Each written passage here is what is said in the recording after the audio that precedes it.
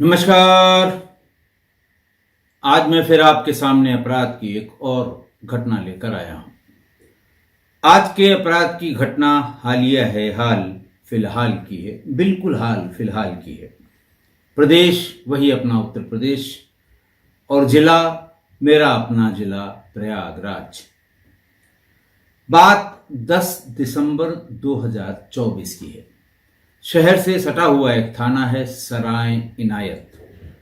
सराय इनायत के गांव लीलापुर खुर्द में यह हल्ला हुआ कि साहब मर्डर हो गया, मर्डर हो गया, मर्डर हो गया। पुलिस सूचना पर तत्काल गांव में पहुंची। गांव में यह पता लगा कि गांव के ही एक सीपू पटेल, जिसकी पहले खेती बाड़ी थी, जमीन जायदाद थी, लेकिन इस समय स्थितियां उसकी बहुत अनुकूल नहीं थीं। उसके घर में ही किसी ने उसे चाकुओं से गोद कर मार डाला है। घर में उसे एकमात्र उसकी पत्नी पूजा मिली, जो विलाप कर रही थी, जोर जोर से चिल्ला रही थी, रो रही थी, सिर पटक रही थी। मोहल्ला पूरा इकट्ठा हो गया था। पुलिस ने पूछा किसको देखा, किसको नहीं देखा, और उनका सब हम तो थे नहीं, हम घर के आए, भीतर आए तो कोई इनको मार के चला गया था। लोगों ने बताया कि इन लोगों ने दोनों प्राणी ने दुनिया जहान से विरोध मोल लेके भी 6 महीने पहले प्रेम विवाह किया था, लव मैरिज की थी। तो पुलिस को लगा कि लव मैरिज की वजह से या तो लड़की के घर वालों ने या लड़के के घर वालों ने ये सब किया होगा। बात सिर्फ 6 महीने पुरानी थी, इसलिए पुलिस को उसकी बातों पर थोड़ा थोड़ा यकीन भी हो रहा था कि जिसकी 6 महीने पहले की लव मैरिज है, जरूर लड़का या लड़की पक्ष में से किसी को नाराजगी रही होगी और उसने ये काम कर दिया। खैर, पुलिस ने भी अपना काम शुरू किया और पुलिस ने फिर सबसे पहले सीडीआर निकाली कि भाई किससे बात हुई, क्या बात हुई, कहां की बात हुई, अंतिम बात किससे हुई, कौन आया होगा, कौन गया होगा।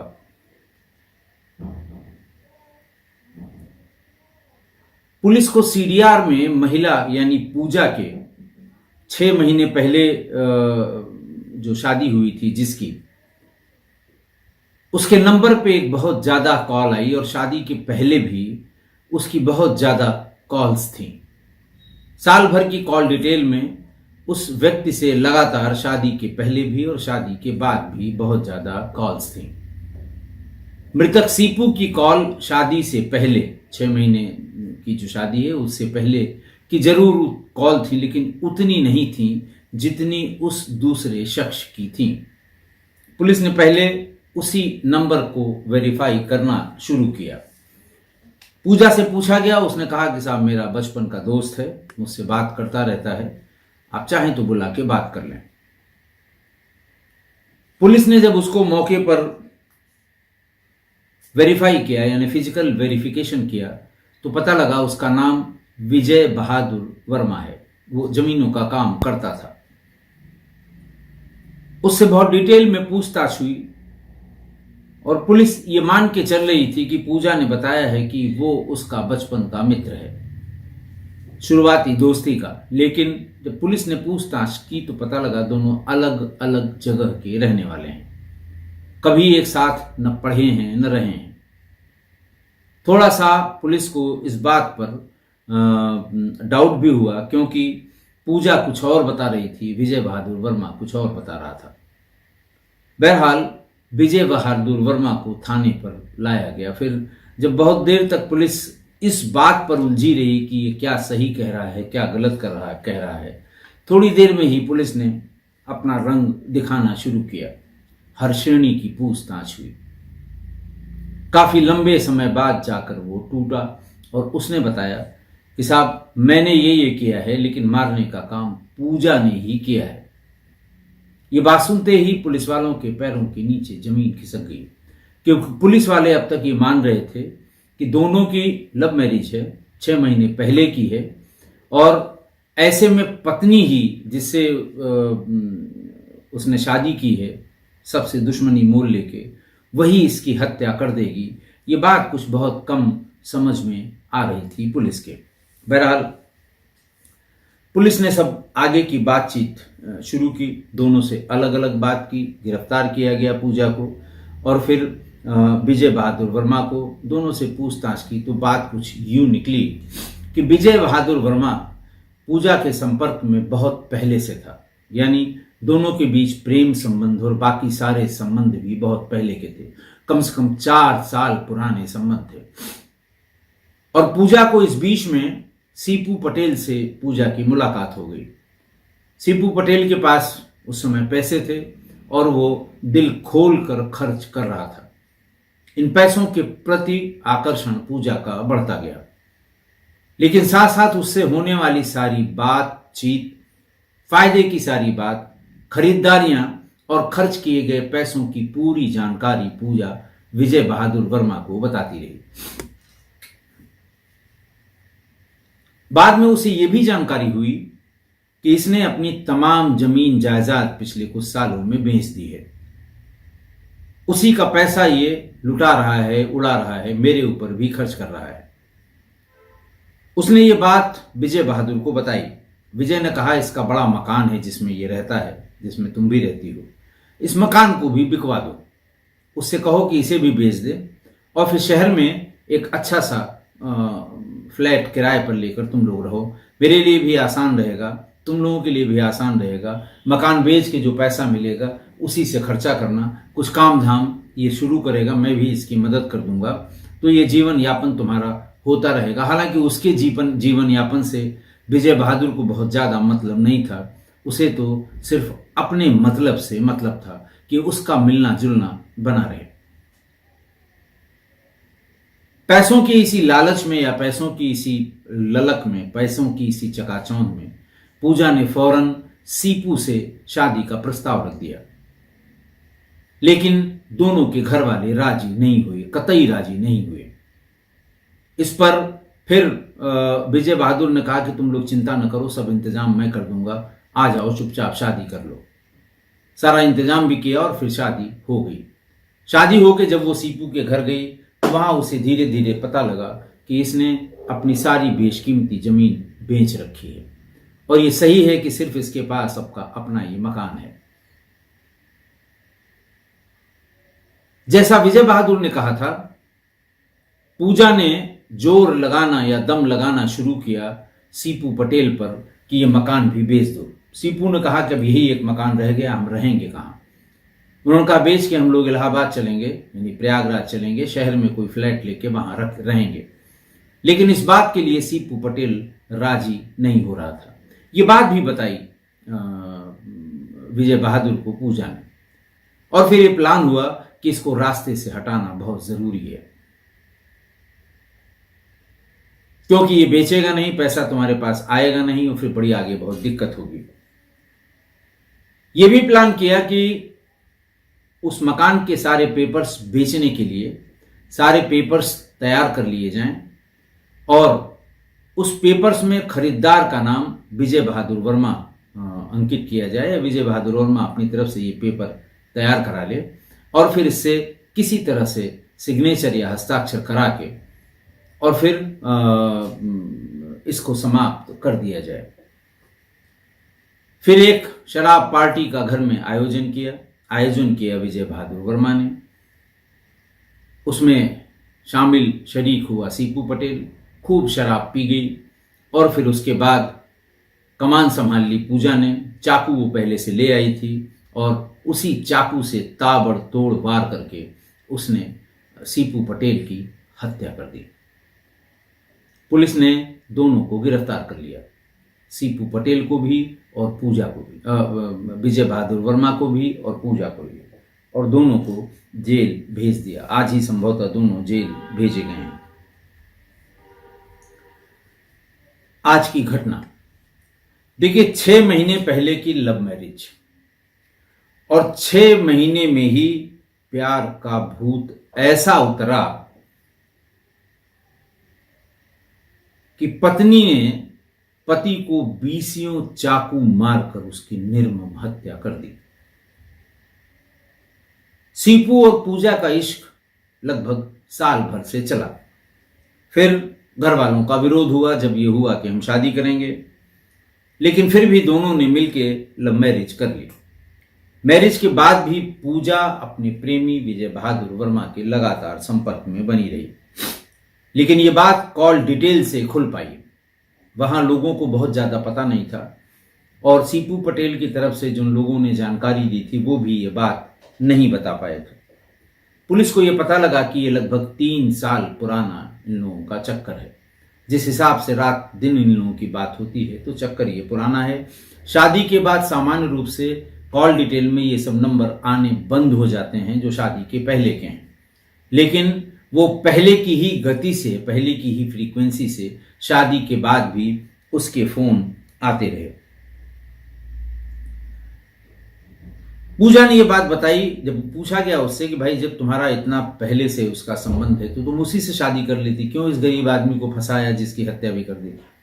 तो उसने कहा दरअसल वो शादीशुदा था। जैसा उसने बताया कि वो शादीशुदा है, वो शादी नहीं कर सकता, घर एक लेके दे देगा उसे, उसका सारा खर्चा वहन करेगा, लेकिन वो शादी नहीं कर सकता। इसी बीच सीपू ने अपनी जमीनें बेच दी, उसके पास बहुत पैसा हो गया। धीरे धीरे मुलाकात पूजा से भी हो गई। पूजा की भी निगाह गई कि बड़ा पैसा ये खर्च कर रहा है, बड़ा पैसे वाला है, तो वो उसके पैसे के पीछे पड़ गई। सीपू अंधाधुंध पैसे पूजा पर खर्च करने लगा। पूजा ये पूरी बात अपनी प्रेमी विजय बहादुर वर्मा को बताती रही कि कितना पैसा आज खर्च किया, आज कहाँ ले गया, आज कहाँ खाना खिलाया, आज कौन सी शॉपिंग कराई, कौन सी साड़ी दिलवाई, कौन सा सूट दिलवाया, कौन सा गहना दिलवाया। एक एक बात वो अपने प्रेमी विजय बहादुर वर्मा को बताती रही। विजय बहादुर वर्मा को भी लगा कि अच्छा है, इससे पिंड छूट जाएगा, ये शादी की बार बार जिद कर रही है। तो उसने कहा कि ये तो बहुत अच्छा है, तुम शादी का प्रस्ताव रखो, अगर वो मान जाता है तो तुम शादी कर लो। तुम शादी कर लोगे, मेरे लिए आराम हो जाएगा, मैं पहले से भी ज्यादा तुमसे बात भी करूंगा और पहले से ज्यादा तुम्हारा ख्याल रखूंगा, ध्यान रखूंगा, तुम्हें जो जरूरत पड़ेगी वो जरूरतें मैं पूरी करूंगा। विजय बहादुर वर्मा की बात को मानकर पूजा ने सीपू से विवाह का प्रस्ताव किया और फौरन एक बार में ही सीपू राजी हो गया। वो इसी के लिए इतना तमाम टिटिम्मा कर रहा था, ये पैसा खर्च करना, वो पैसा खर्च करना, यहां ले जाना, वहां ले जाना। लेकिन घर वालों के विरोध की वजह से शादी में देर हो रही थी। ये बात पूजा ने विजय बहादुर वर्मा को बताई कि न हमारे घर वाले राजी हो रहे हैं, न उसके घर वाले, ऐसा न हो कि ये शादी न हो, फिर बहुत दिक्कत होगी, मैं कहीं की नहीं रह जाऊंगी। मेरे इसके रिश्ते भी अब दुनिया को धीरे धीरे पता लग रहे हैं। विजय बहादुर ने कहा कि तुम एकदम परेशान मत हो, मैरिज हॉल मैं करूंगा, उसमें शादी, खाने पीने और यहां तक कि बारातियों का भी सब इंतजाम मैं दोस्तों को बुला के पूरा कर दूंगा। अच्छी धूमधाम से शादी होगी, खूब फोटोग्राफी होगी, कल को कोई ये मुकर नहीं सकता कि ये शादी नहीं हुई है या रजामंदी से नहीं हुई है। और उसने ऐसा ही किया। सारा इंतजाम विजय बहादुर वर्मा ने किया और सीपू और पूजा की शादी हो गई। शादी के तुरंत बाद ही पूजा को जब उसने पता करना शुरू किया तो ये पता लगा कि ये अपनी सारी जमीन बेच चुका है। धीरे धीरे करके ये सारी जमीन अपनी बेच चुका है। पैसा खर्च करने की, शाह खर्ची की उसकी आदत है और लड़कियों पर और औरतों पे पैसे लुटाना उसका शौक है। बात करने पे ये पता लगा कि इस मकान को छोड़ के अब सीपू के पास कुछ नहीं रह गया है। ये बात भी उसने विजय बहादुर को बताई कि ये तो सब लुटा चुका है, ये खाली मकान है। विजय बहादुर ने कहा कि इसको भी बिकवा दो, बड़ा मकान है, एक मुश्त पैसा मिल जाएगा, थोड़े पैसे में शहर में किराए पर मकान मिल जाएगा, वहां रहो, इन पैसों से अपना जीवन यापन करो। विजय बहादुर के दिमाग में तो दूसरी बात चल रही थी, उसको पिंड छुड़ाना था अपना पूजा से। जैसे ही विजय बहादुर ने यह बात कही, उसने लौट के सीपू से ये कहा कि ये मकान भी बेच दो, हम इतनी दूर शहर से नहीं रह सकते, शहर में हम लोग अपना एक फ्लैट किराए पर ले लेंगे, आराम से रहेंगे। ये बात सुनकर सीपू वो बहुत नाराज हुआ। उसने कहा मैं घर नहीं बेचूंगा, जमीन जायदाद तो फिर आ जाएगी, हम घर दोबारा, हमारा अपना घर, हमारी पैदाइश का घर मुझे दोबारा कैसे मिलेगा। बात बहुत बढ़ गई और इसी पर जब पूजा ने बहुत जिद की तो सीपू ने उसे 3-4 थप्पड़ मार दिए। 3-4 थप्पड़ मारने के बाद फिर अगले दिन उसने विजय बहादुर से संपर्क किया। बोली मैं इसके साथ 1 मिनट नहीं रह सकती, ये मकान बेचने को किसी तरह से राजी नहीं है, मैंने जब बहुत जिद की तो इसने मुझे थप्पड़ मार दिया। फिर दोनों ने प्लान किया कि क्या किया जाए। बोले किसी कीमत पे इसे मैं जिंदा नहीं छोड़ूंगी। विजय बहादुर ने फिर अपना दिमाग लगाया। उसने कहा अच्छा ठीक है, इसके मकान के सारे पेपर्स मैं तैयार कर लेता हूं और ये मकान, अपना इकरारनामा उसका जो तैयार होगा वो मुझको बेचने के लिए तैयार करा देंगे, उसके बाद फिर तुम्हारी जो मर्जी हो वो कर लेना। बात एकदम तय हो गई। विजय बहादुर ने एक अच्छी सी शराब पार्टी इसके घर पे रखी, सामान खाने पीने का सब जुटाया गया और सीपू पटेल और विजय बहादुर वर्मा ने छक के शराब पीनी शुरू की। पूजा ने सारे जो भी उसके कंपोनेंट होते हैं शराब की पार्टी के, वो सब तैयार किए और सर्व किए। जब सीपू पटेल शराब में बिल्कुल टुन्न हो गया तो फिर कागज विजय बहादुर ने निकाला और कहा कि अब तुम सिग्नेचर कराओ, तुम्हारी जिम्मेदारी है। पूजा ने उसको कलम दी और वो कागज दिया, बोले सिग्नेचर करो। उसने मना कर दिया, मैं किसी कागज पे कोई सिग्नेचर नहीं करूंगा, जो भी सिग्नेचर कराना है कल दिन में ले आना। उसने कहा नहीं, करना तो आज ही पड़ेगा। बात बढ़ते बढ़ते बहुत बढ़ गई। पहले से ही तैयार थी पूजा, चाकू उसके पास था, वो भी विजय बहादुर वर्मा ने ला के दिया था। और फिर उसी चाकू से 1-2 नहीं 20 ताबड़तोड़ वार करके पूजा ने अपने ही पति सीपू पटेल की जान ले ली। अब यहां देखिए कि सीपू से एरर ऑफ जजमेंट हुआ। वो समझ नहीं पाया कि पूजा को शादी करने की इतनी जल्दी क्यों हो गई, कि बिल्कुल छूटते ही, सामान्य रूप से लड़का जब लड़की के पीछे होता है तो वो प्रपोज करता है और बात करता है कि मैं शादी करना चाहता हूं, लेकिन इसके पहले कि सीपू पटेल ये बात कहता, उसने खुद ही शादी करने की बात कर दी और जल्दबाजी मचाने लगी। जब घर वाले विरोध कर रहे थे तब भी वो ये कहती थी कोई बात नहीं, जल्दी से शादी करो। तो वो ये समझ नहीं पाया कि आखिरकार उसको इतनी जल्दी क्यों थी। न ही उसने कोई उसका बैकग्राउंड चेक कराया कि ये किस बैकग्राउंड से है लड़की, इसके पारिवारिक बैकग्राउंड क्या है, कौन कौन लोग हैं इसके परिवार में, किसका आना जाना है, किसके कहे सुने में है। उसे सिर्फ लड़की और सिर्फ लड़की से मतलब था। देखिए, इसीलिए जब अरेंज मैरिज होती है तो उसमें एक अगुआ होता है जो दोनों परिवारों को जानता है, दोनों परिवारों को एक दूसरे के बारे में पता करके बताता है। दोनों में से किसी को किसी चीज पर कोई डाउट होता है तो वो पूछ के, क्योंकि यहां भी उसका आना जाना होता है, वहां भी उसका आना जाना होता है, हर जगह। आज भी देहातों में ये शादियां, इस तरह की जो अरेंज मैरिज होती है गांव में, वो इन्हीं अगुआ पिछुआ कहते हैं, इन्हीं लोगों के, बिचवई भी कहीं कहीं कहते हैं, तो इन लोगों की ही देख रेख में ये शादी होती है। दोनों तरफ की बातें बताएंगे, दोनों तरफ को समझाएंगे, जो हिच होगी, जो हिचक होगी उसे दूर करेंगे, तब शादी की बात प्रपोजल के रूप में उनके सामने रखी जाएगी। लेकिन यहाँ सीपू ने न तो खुद जानने की कोशिश की, न किसी से ये जानने की कोशिश की कि आखिरकार ये बैकग्राउंड किसका है। महीने, 2 महीने, 4 महीने बातचीत करने में निकल गए, 4-6 महीने पैसे खर्च करने पे निकल गए और फिर अचानक शादी के लिए उसने कहा, ये शादी के लिए फट से इसने हाँ कह दी।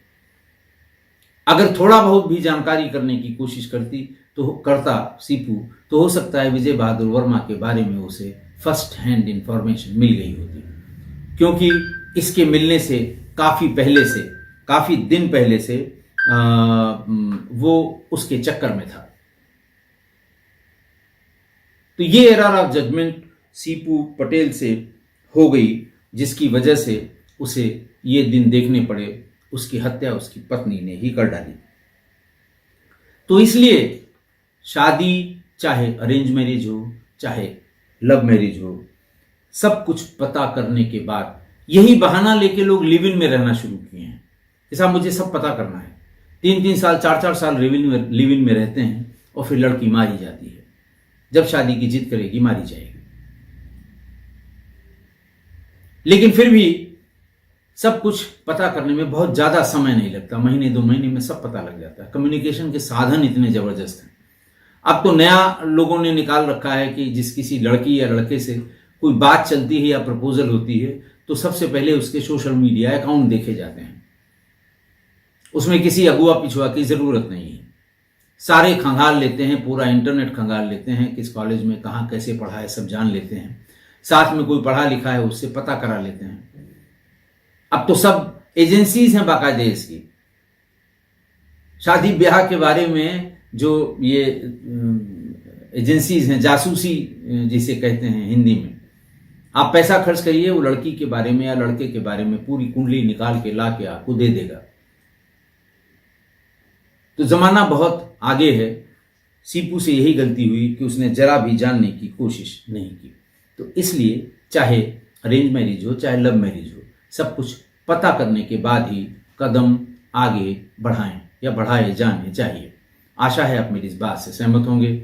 आज के लिए इतना ही। बहुत बहुत धन्यवाद।